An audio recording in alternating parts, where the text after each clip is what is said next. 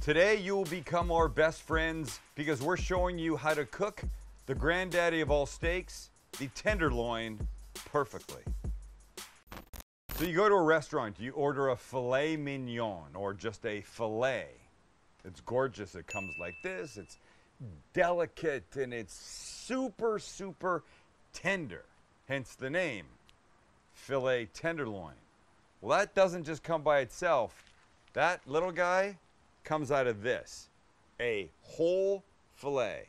And today we're going to show you how to trim this, what to put on it, how to cook it, and then how to eat it, which should be obvious, but we'll show you one of my favorite things to do with it at the end. This is how they come, just like this. In fact, this one came from Costco. I got it about an hour and a half ago. It's 5.5 pounds. And it's a beautiful piece of meat. In fact, this is USDA Prime, which is very, very good. It's at the top rung of what regular everyday people can buy without venturing into Wagyu and stuff like that. So for mere mortals, this is easy to get. But let me show you something, because there's two ways that this comes. This guy is considered untrimmed. And you're going to see fat here, here. Turn it over, you're going to see a whole lot more fat here. This is $14.29 a pound. I really wish I had looked, because you can also get a trimmed version with no work for you other than taking it out and cooking it, but it's more. It's, I don't know, it's maybe $19 a pound or $18. I apologize if I'm getting that wrong. But the point is I wanted you to see the right way to trim this, because it's a good value and you do need to know how to deal with this. So let's trim it up. We'll start by taking it out of the bag and putting on some paper towels to dry it a bit. So a quick cut down here. We open up. This whole kid should slide out fairly easily. There we go, there we go. Come on. Come on, everybody. Come on. Let's get in the... Let's get on board. Out. And we put it on. Yes, we're going to deal with all this. But right now, I just want to dry it off a bit. I don't want it all gross and slimy. Okay, so let's... Paper towels are enough. Gross. Let's put this kid right here and have a look at what we've got. Look, I realize it's kind of a mess right now. There's all this fat, there's this silver skin that we'll deal with. Look, there's a lot. But it's important that you know how to do this. So we'll start with one easy part, and that's called the chain. And the chain is a piece that runs up the side that you can almost separate with your hand. Watch. Get rid of these big chunks of fat. And now, without doing much more than using your fingers, you see how this guy comes off? Up here you might want to get your knife going a little bit.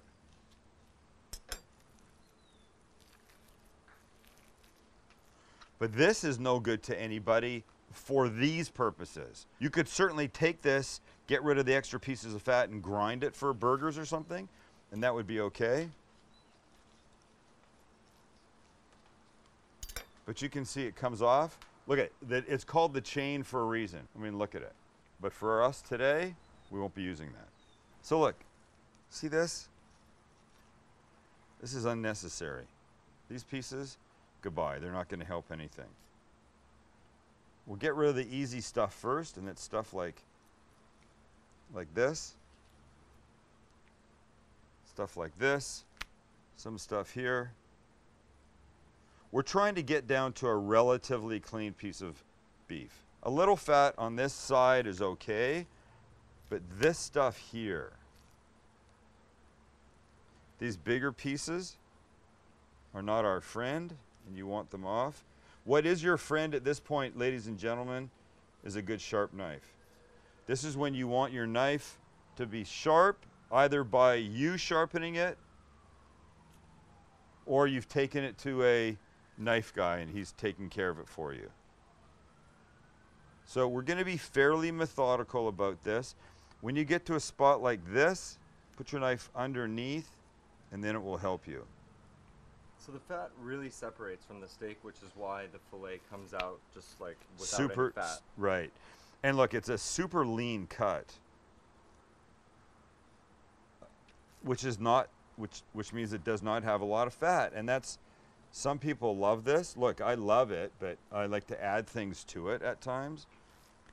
Béarnaise sauce, hollandaise sauce, that kind of stuff. Okay, look in here. See, in between here, we'll cut down here. We'll take this bit out. You really just want a good knife and a little bit of time on your side. This is not when you want to be rushing. We're just trying to clean this guy up, right? So when you start to do this and you're getting most of this stuff off, see, some of it just pulls right off with your hand. That's fine.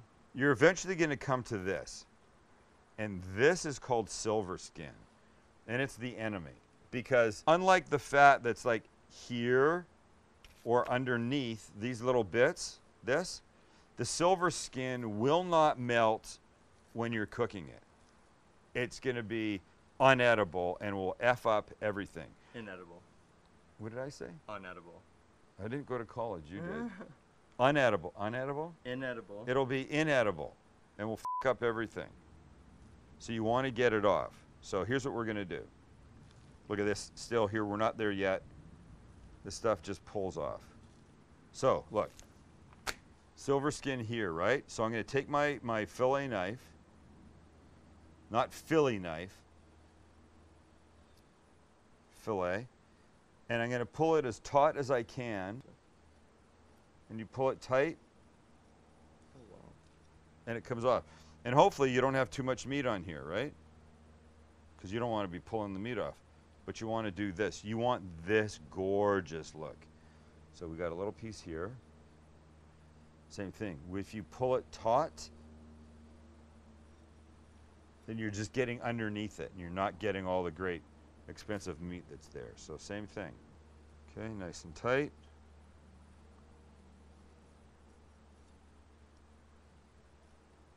Maybe this will come off one more. Okay, so look. You got little bits you can still clean up.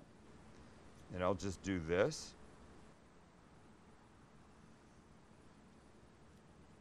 Sometimes you can just like take the blade and do that, and the easy pieces will come off.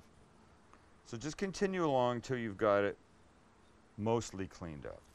Like this, I'm okay with this. A little bit of this is okay. A little fat. Look at my shirt. Fat means flavor. If you remove all of it, you'll have a gorgeous tenderloin that will have no flavor to it. This clump we don't really need. By the way, if you have a meat hater, a vegan, a hardcore vegetarian in your home, it maybe isn't something you want to be doing out in the open. So do it when that person is not around. Might be the wise thing. And when you like where it's at, we move on. And when you're done, she looks like that. But here's what's interesting, Max. If you take a shot from the top, you're going to see what we've got. Kind of a baseball bat shaped piece of meat. Okay, it's cleaned up nicely, but look how thin it is down here. And it gets fatter, fatter, fatter, fatter all the way up. So if you've learned anything from watching us, you know that there's no way this part here is going to cook at the same time this cooks. So what do? We're going to level the beef playing field in a very simple way. We're going to take the tail of this, tuck it up under here, so that we're going to end up with basically the same size piece of meat all the way across. And we're just going to tie it up. It's that simple. And when you've got it, the little tail tucked underneath, your size is the same, take a piece of string. We're going to just do a double knot around once more.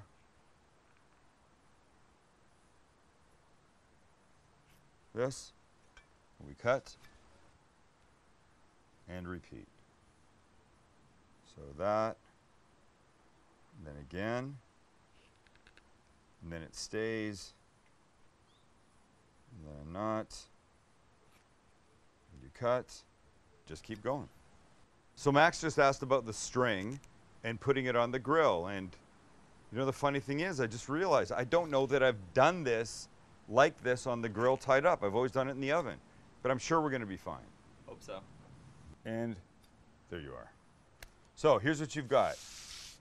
One nice, beautiful, long, relatively even piece of filet that we can now make a little rub, sauce, whatever you call it for. You're worried about the string now, aren't you? No, I'm completely worried about the string. Well, I mean, Jesus. Well, we might burn the house down, but... Grilled, tied and grilled filet. So here's what we're gonna do. We put the following ingredients in a little bowl that will go on this. And now I can't stop thinking about whether the string is gonna be a f***ing problem or not. Damn it. Why'd you have to bring that up? Just let me live ignorantly, man. Shit. Why'd I have to tie it? Damn it. Okay, here we go. Following goes in this little bowl. So we'll start with some mustard. And I'm using horseradish mustard.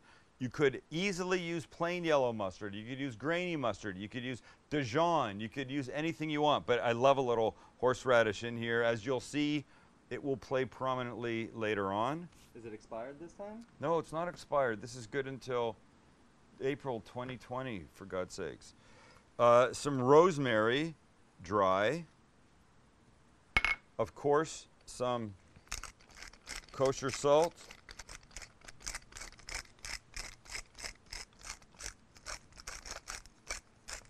You need a lot. It's a big piece of meat. Fresh ground pepper.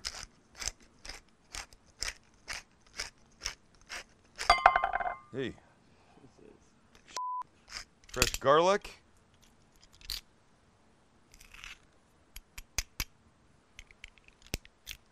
If you have a shitty garlic press and not a good one, let me suggest the Xylus. We'll put a link. And then some neutral oil, and by neutral I mean avocado oil, canola, vegetable, peanut, any of those. Do not waste your money. I'm using olive oil and certainly not extra virgin olive oil for this, because that is just a full fucking waste. Beautiful. All right, let's put this on our guy. So here we go. Okay, and here we go.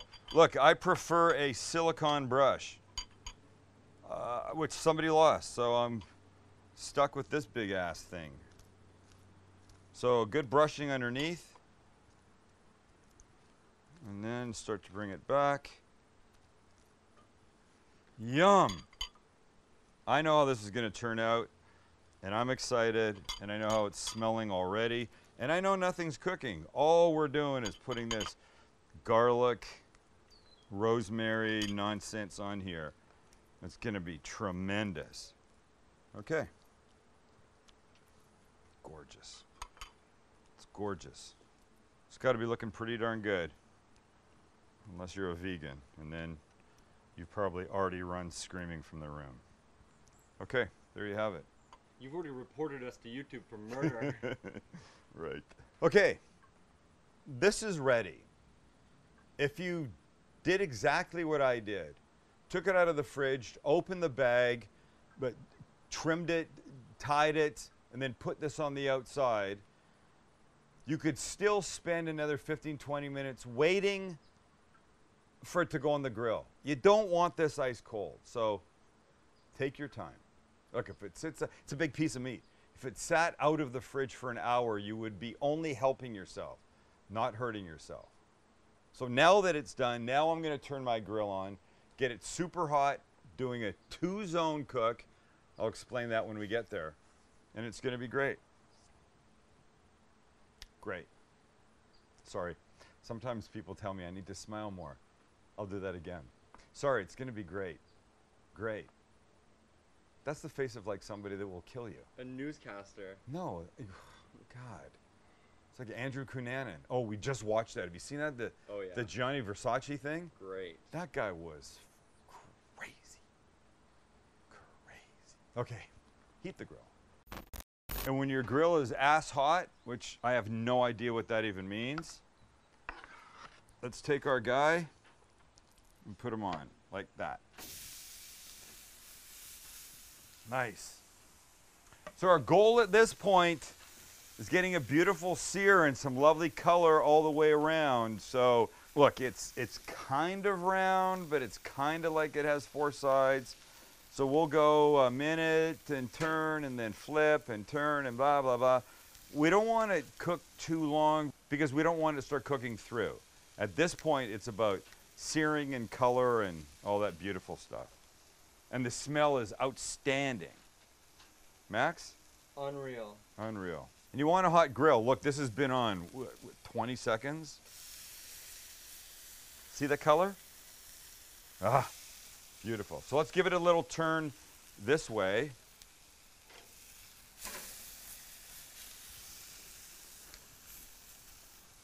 And by the way, this side is on, this side is not. Once I get it seared all the way around, I'm going to move it over here to finish cooking like it's in an oven. Now let's give it a turn. We'll go flip all the way over. And we did it for that, because look how gorgeous that is. We'll just continue this process all the way so it's got this gorgeous color. Then we'll move the guy over. And by the way, if there was a question whether this was male or female, I mean, I'll leave it up to you, but in my mind, it's all male. Damn. Damn. Let's give it a turn on its side. Oh my God, it's so beautiful. Oh my God, oh my God, oh my God. The goal is to give it a good sear on each side. So spend a couple of minutes and then turn it, but not much more than that. We're not trying to cook it through. We're merely trying to get some beautiful color on the outside. A good sear. And to this last side,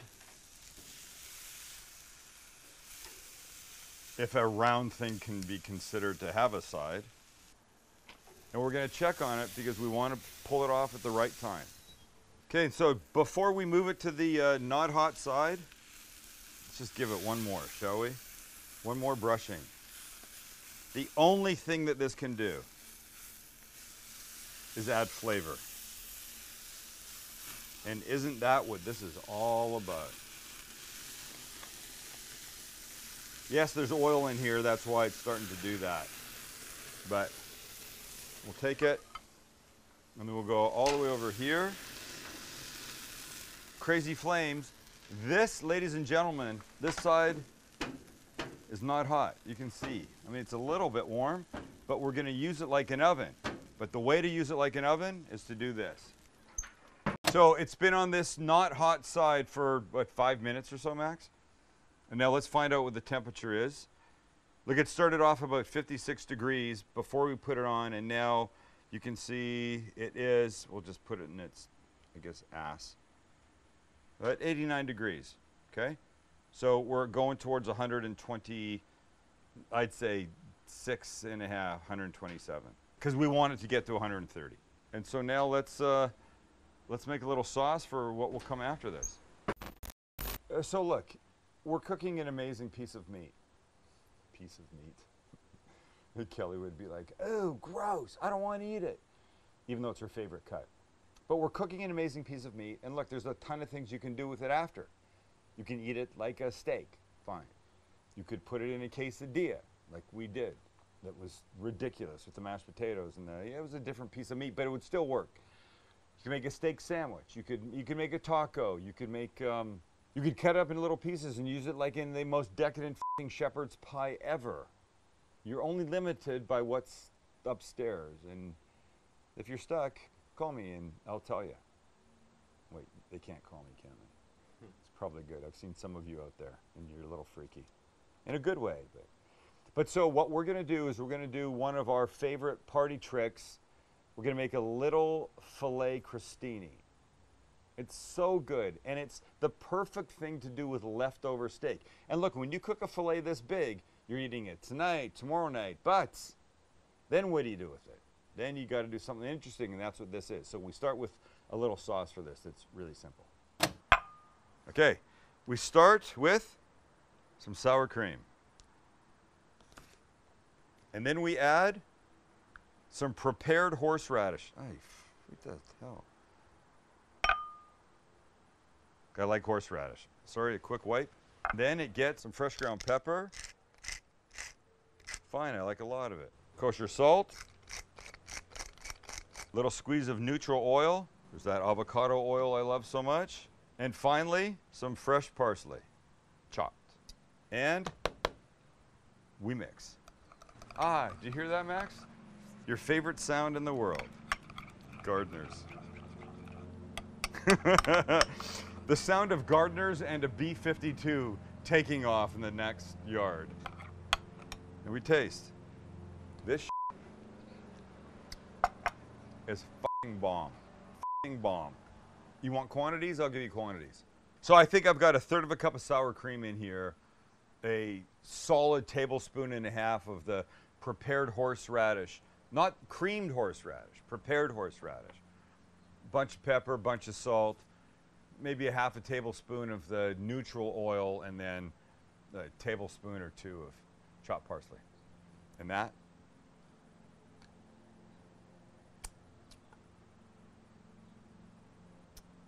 Just you wait. Oh my God, so good. Okay, but our steak, come on, let's keep checking. Let's check the temp. Here we go. Can you see that, Max? Yep. Here we go. 118, 119. Okay, we're like, we're 6-7 degrees away. Let it finish. Quit looking. In the barbecue world, they would say, if you're looking, you're not cooking. Don't peek. Just let it finish. But now, this little crostini thing requires a baguette. Sorry, allow me to do that again so that you see the bread. And now this little crostini thing requires a baguette. I got it. Let's just cut these into little pieces. We'll put them on here for some color. It's a good thing you flipped it around because I definitely thought it was a baseball bat. Shut up. Turd. Using my serrated knife. Yes, a serrated knife is precisely designed for cutting bread. Come down here. I want these diagonally cut, so maybe 1/4 inch. And this is a good example. This is why you want a serrated knife, okay? You see how this is cutting? Nicely, right? Oh. Okay, if I use a non-serrated knife for this, albeit a little dirty one, hold on. Here's what happens when I go to cut.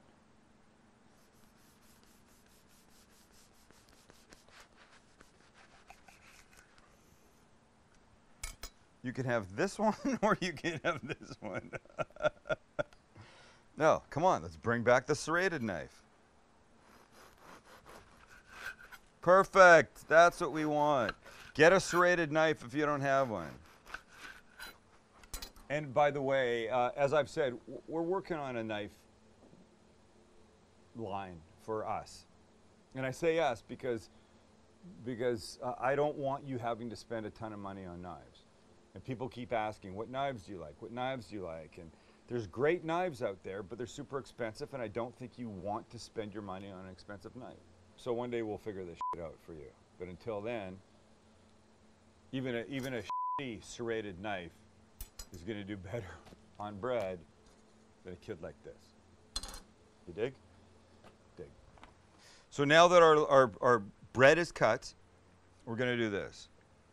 Just a little neutral oil on each one, because I love it. These will go now on the Evo for a little color. And when you're somewhere above 125, 126, and when it's ready, off she comes. Cover it with foil and let it rest. And you want just a little bit of color on the bread. So when they get that color on one side, give them a flip. Let them kind of do the same on the others. Don't burn up too much. And we're almost there. And here we are. Look at how gorgeous this little guy looks, huh? Let me take that back. He's actually not a little guy. He's a gorgeous fellow.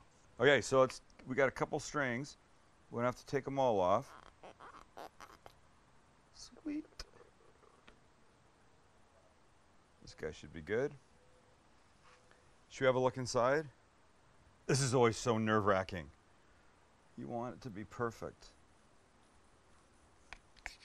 And, oh, holy S. Oh, there's another string. Shit.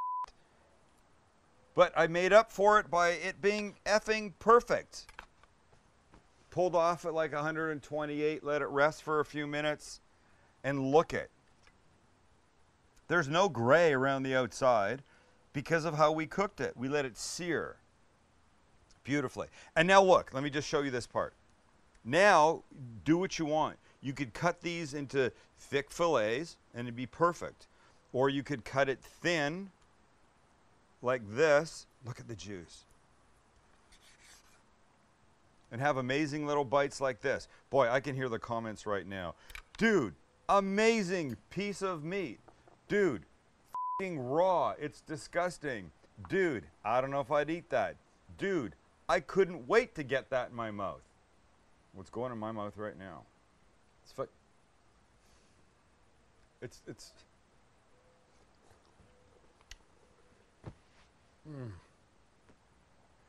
Oh, holy crap. Okay. This is freaking tremendous. It wasn't complicated. It took a little bit. But wait, there's this little horseradish thing here. This is not the intended result, but I can't help myself.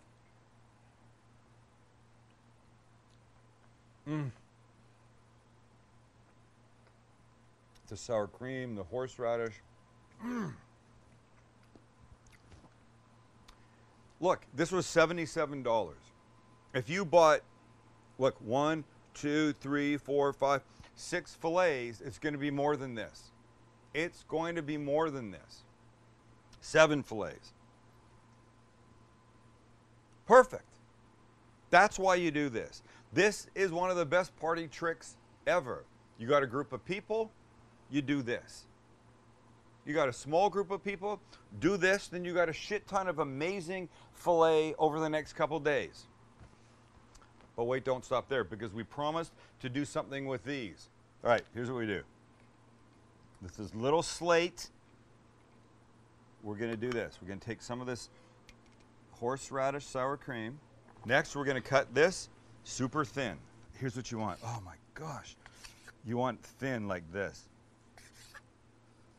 Look at. I'll show you why you want thin. Hang with me, hang with me. Don't go away. Don't go away. Okay. Now we take this and we go like that. The filet goes on top. And yes, you could leave it just like that. Or you could do what I'm about to show you. Oh my God, this is so good.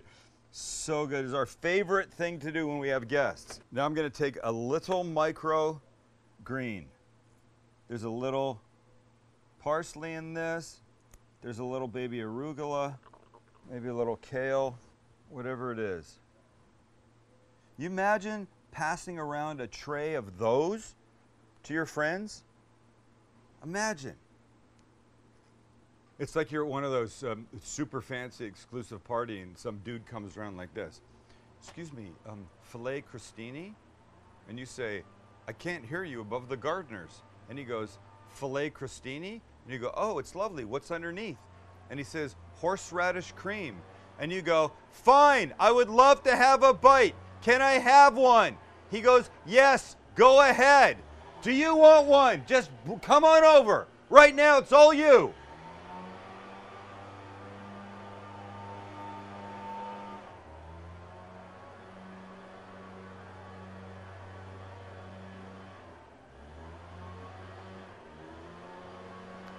You know, look, as much as I want to get mad at the gardeners, I can't, because they're here to make the world prettier.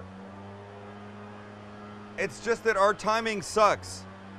Max had to go inside. He's so mad. It's just me talking to you. So I'll have a bite. But before I do, let me say thank you for being here. Thank you for liking. Thank you for subscribing. Thank you for commenting. It means so much to us. Make this. Make everything that we make. It's good. See ya. Oh my God. The horseradish, the filet, the bread. It's insane. It's insane. Just want to make sure you heard.